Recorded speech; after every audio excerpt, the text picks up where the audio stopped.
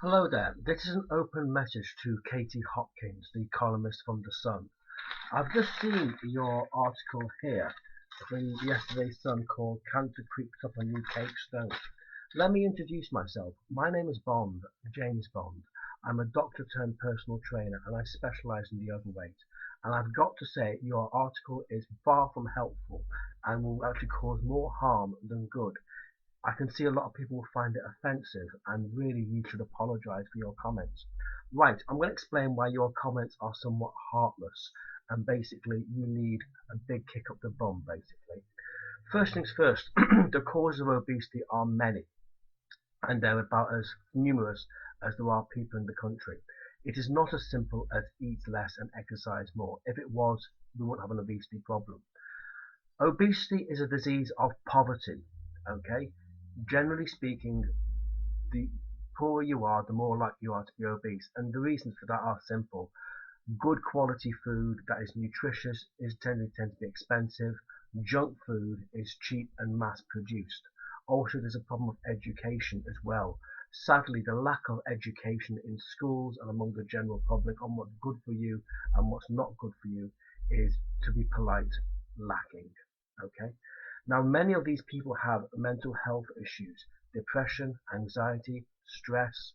Many of them have things such as domestic abuse, violence, all sorts of things which need to be resolved, and they comfort you as a way out of it. Unfortunately, that's just the way things are. So your comments are far from helpful about that. In terms of getting exercise, I think you really need to open up your eyes.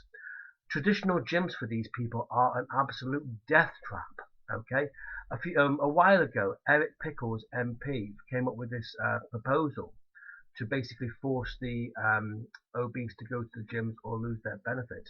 I wrote to my MP, Nick Clegg, who actually was very good about it. What actually happened was I said to him that traditional gyms can be a death trap for the morbidly obese. I'll explain why.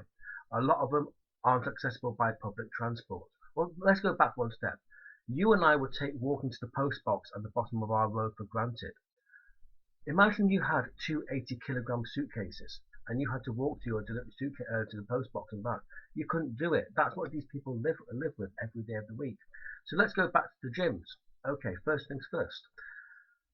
Um, a lot of them aren't accessible by public transport. Okay, a lot of them don't have sufficient disabled parking because these people do need a disabled parking badge. Okay, because when you're walking around that much weight, walking 30 feet can kill you.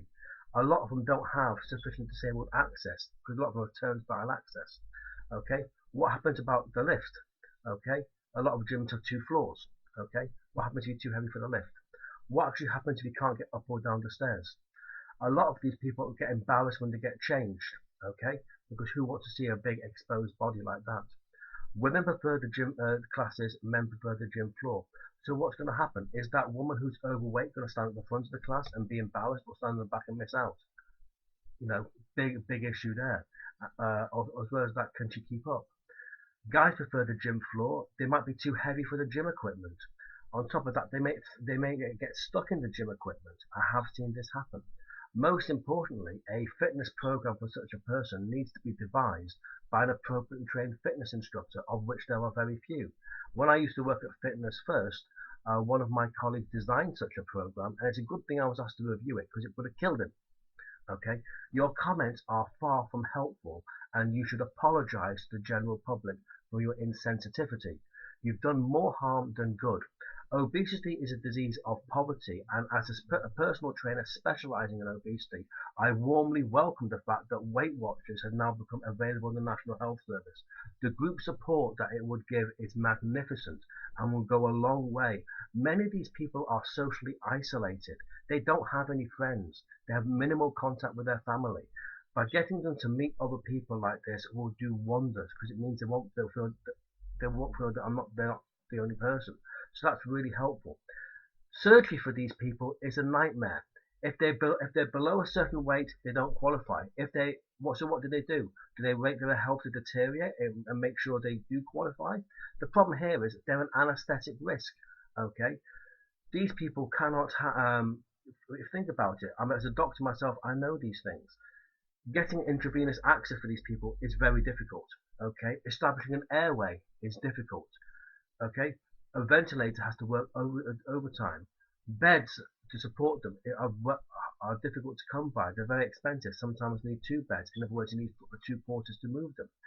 Okay, fluids. You've got to pump them full of fluid. Anesthetic is fat soluble, so they could be zonked out for days. You're going to need high dependency. The risk of how to put this, infection, rupture, sepsis, and all these things is greatly exaggerated.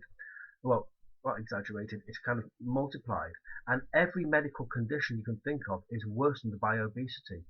Katie, your comments are insensitive, and quite frankly, you are a disgrace. And I challenge you to a head-to-head debate. My name's Bond, James Bond, and I hope that if you've shaken but not stirred. Bye bye.